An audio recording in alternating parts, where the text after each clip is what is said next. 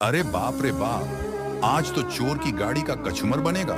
चलिए देखते हैं कौन सी गाड़ी का कचूमर बनेगा। मुझे तो लगता है इस गाड़ी का कचूमर बनने वाला है, लेकिन उसे देखने से पहले। बेटा, मुझे देखकर इग्नोर मत करना। इस बार जो भी एग्जाम में पास होना चाहता है मैं पास कर दूंगी, मगर मेरा भी एक काम करना होगा। तुम्हें इस वीडियो को एक लाइक और चैनल को सब्सक्राइब करना होगा और 5 सच्चे मित्र को शेयर करना होगा।